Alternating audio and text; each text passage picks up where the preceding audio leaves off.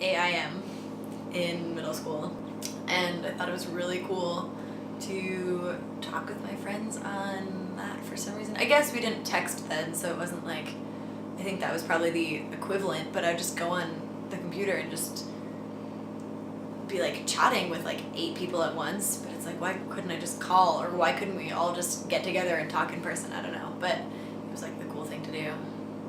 I got asked to the middle school dances, both 7th and 8th grade, over AIM.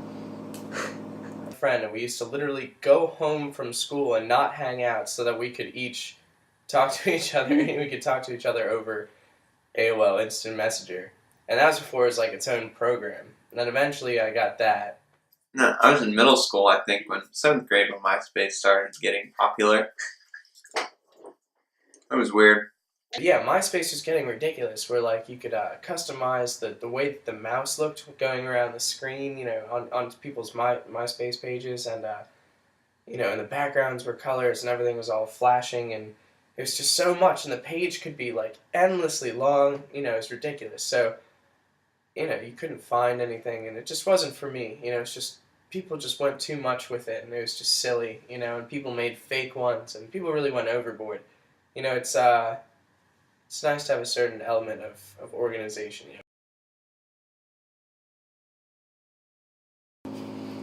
Facebook!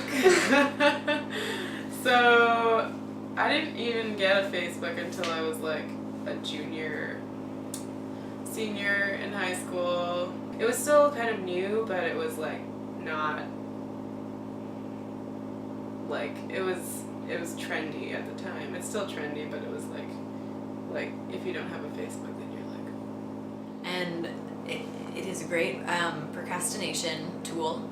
I really like it for photos. I like to look at everybody's photos from the weekends, and I think it's a really good way to keep in touch with friends that you wouldn't normally keep in touch with. A lot of times you can kind of just like get news updates and you just click the like, and it shows that you're still involved in their life without actually being really involved in their life, which is kind of fun. And the amount of time that people have invested in Facebook now, the amount of stuff that people have on their Facebooks, it's like, external hard drive for your life. It's like it's just, there's a massive amount of stuff on Facebook right now, and no one's willing to sacrifice that.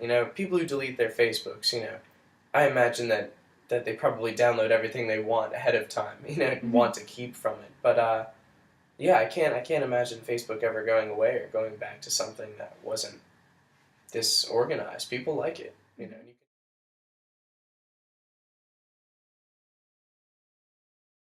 So I was abroad in Argentina, fall semester 2011, and I made a Tumblr blog so people back home could kind of follow and see what I was up to.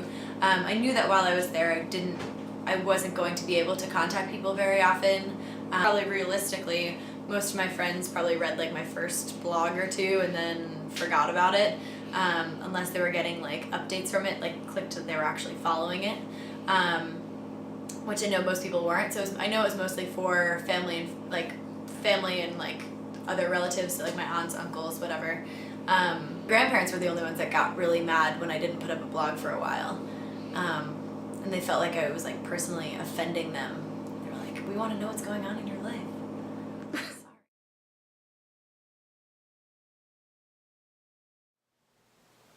So sort of on a personal level, I think it's just, I like to be able to consume all of the things that the internet has to tell me. So like people will post interesting news stories, interesting articles, and that's what I really use Twitter the most, is because I think it's more personalized than Facebook. Maybe it's just because I started following my Twitter, or using Twitter when I didn't have to like get the obligatory X friends on Facebook or have all those people in high school that like added me. You kind of choose who you follow on Twitter, which I like a lot, and I like that you can follow like things that aren't necessarily real, like follow news stations and that sort of thing that aren't people, and you get a more customized update. I don't know if Twitter's changed the people or the people have changed into that Twitter society that Twitter has created nowadays. But yeah, I miss the good old days where you could write a lot and people would read the entire thing.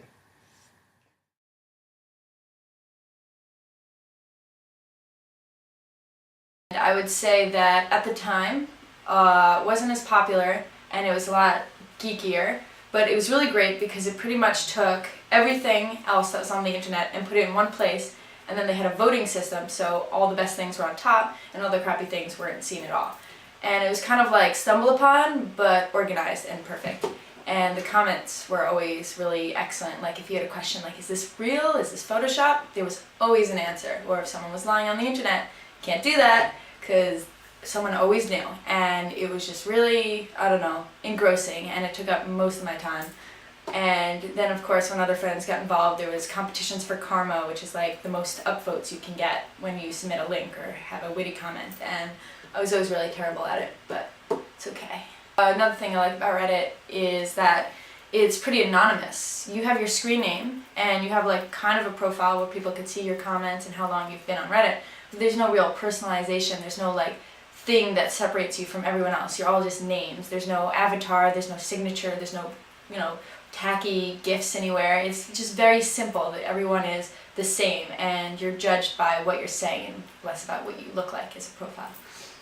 But the cool thing about Reddit is there's so many different communities because there's so many different subreddits, and within the smaller communities, like, you can interact and meet cool people and just learn about a lot of different things. Like, I'm in the cycling subreddit and the climbing subreddit. You can also learn a lot from other people, which is really cool. It's something that I think is a little bit more unique about that kind of form of social media. In the end, it seems that social networking is moving towards shorter and faster means of communication. With the rise of websites like Xanga and LiveJournal, users were encouraged to write lengthy anecdotes, stories, and poems. MySpace provided a profile for users to show one another, but Facebook invented the newsfeed. Now websites like Tumblr and Twitter allow for a person to quickly scroll through dozens of pictures and updates in seconds. Websites like Vine and Instagram, which are basically extensions of Twitter, provide a minuscule amount of information at a time. With 10-second videos and small photographs, a user doesn't have to take as much time checking in on friends' profiles. The ongoing trend in social media seems to be leaning towards an abbreviated version of what came before it. Users crave a simple social experience without a complicated interface or high requirement of personal disclosure. Faster is better. And now that phones are smarter, the social networking experience is completely on the go. Any site which doesn't mold to this paradigm will be forgotten like the multitude of platforms which preceded them.